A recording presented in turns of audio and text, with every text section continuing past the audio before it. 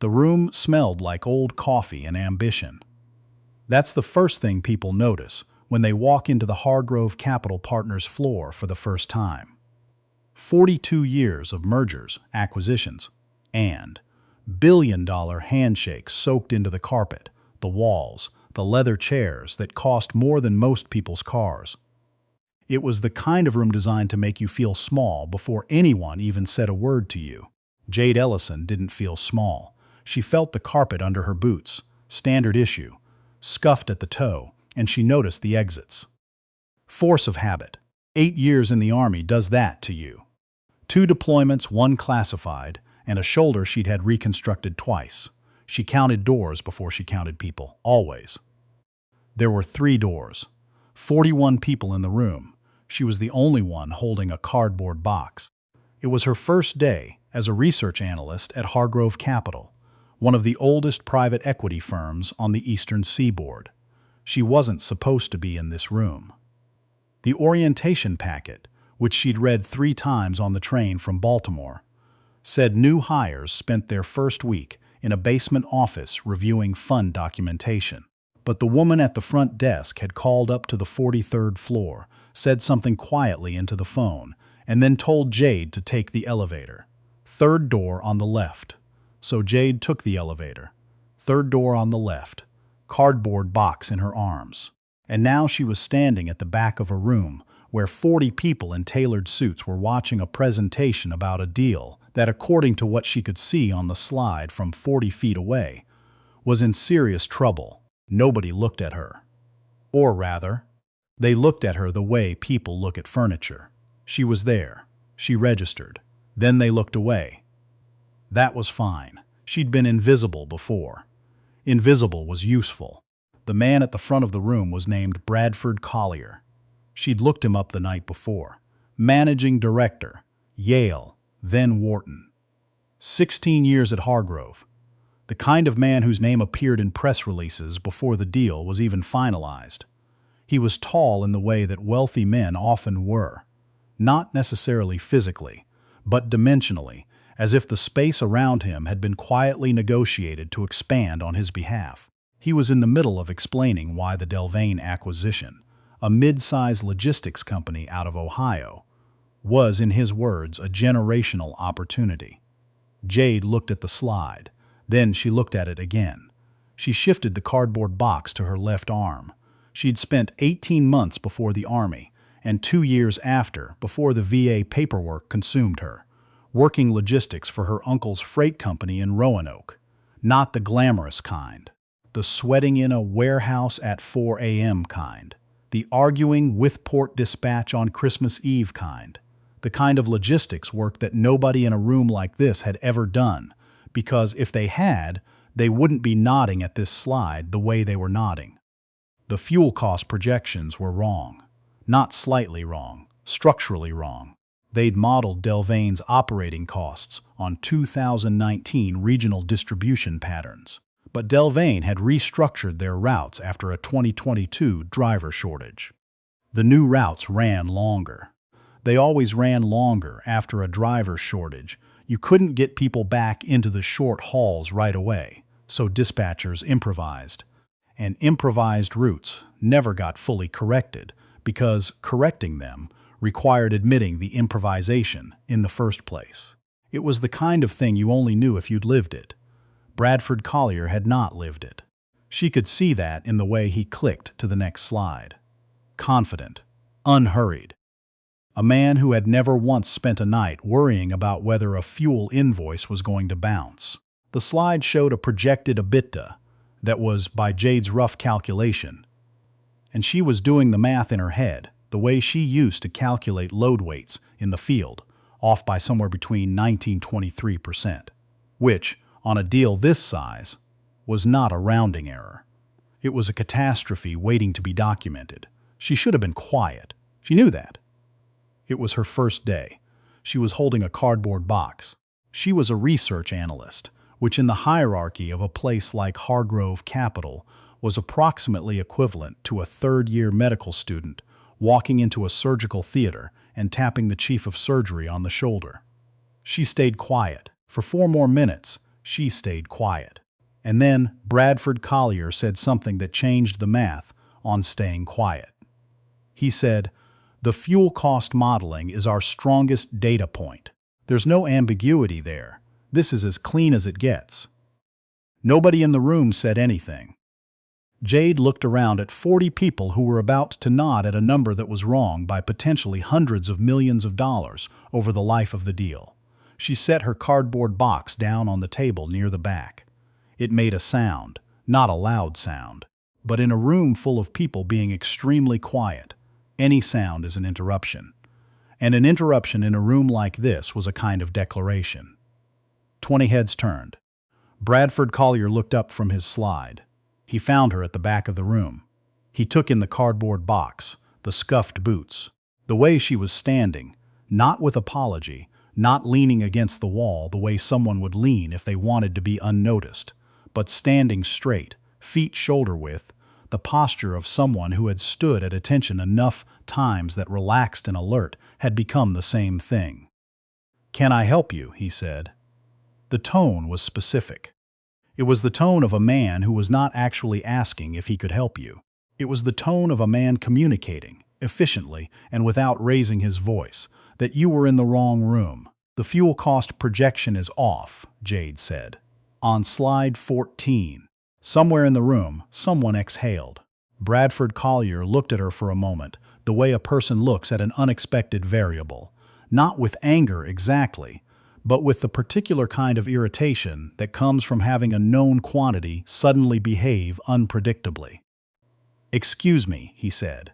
"The fuel cost model," she said again. "It's built on pre-restructuring route data. Delvane changed their distribution network after the 22 driver shortage. The new routes average, she did the math one more time, to be sure, about 16 to 19% longer than what's in the model. That gap doesn't show up in their most recent annual, but it shows up in their Q3 dispatch records if you pull them from the DOT freight database, which is public." The room was very still. Bradford Collier smiled. It was the kind of smile a man uses when he wants to appear amused rather than threatened. "And you are?" "Jade Ellison. I start today."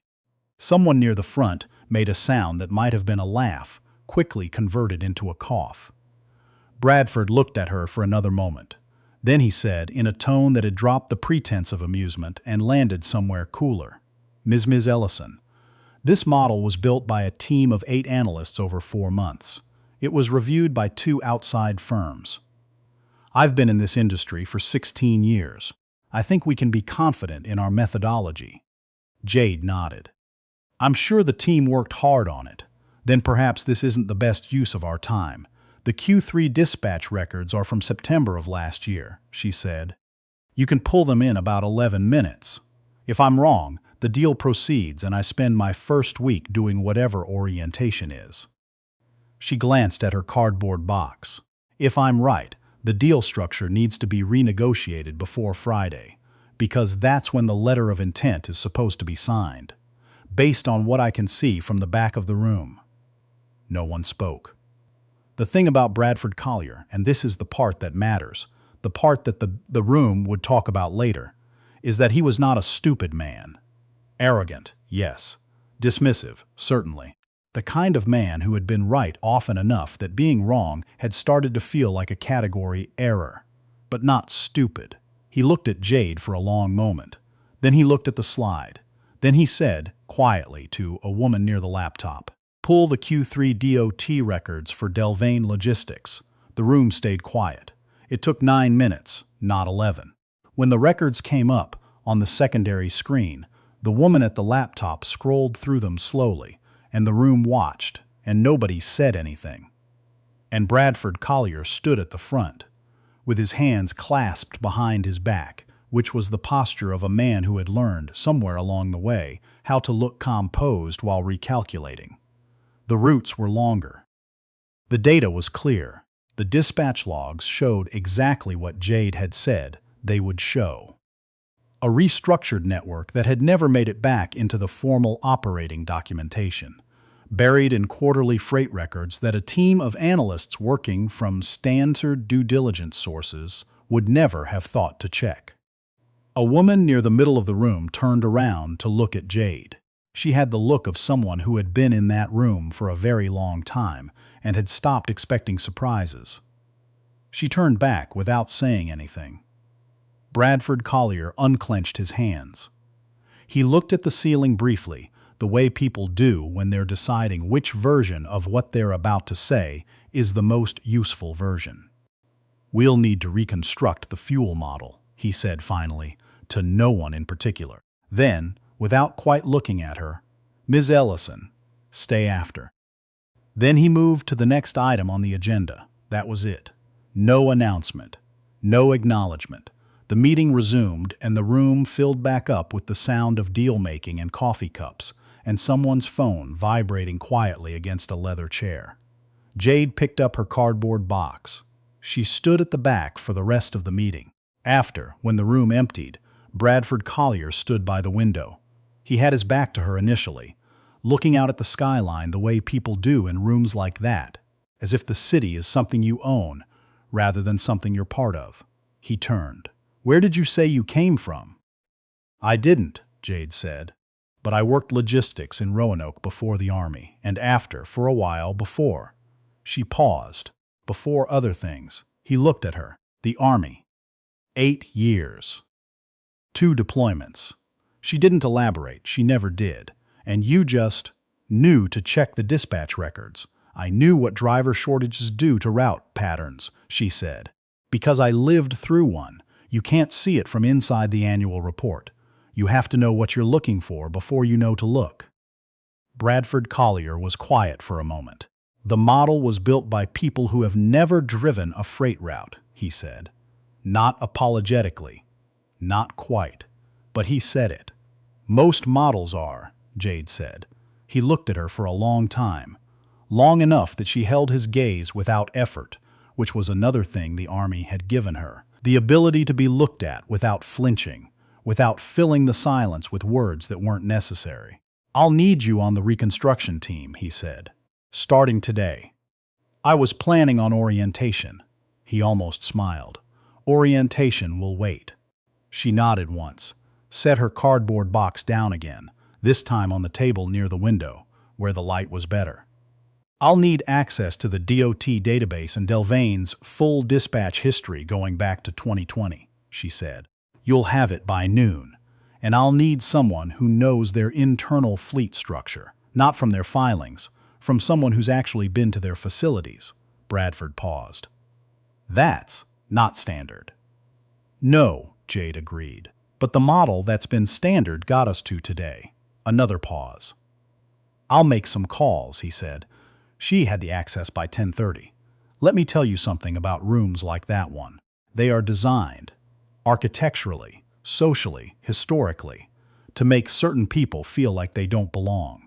The carpet and the leather and the skyline view and the 16 years and the Wharton degree are all doing work, all the time, even when nobody's paying conscious attention to them.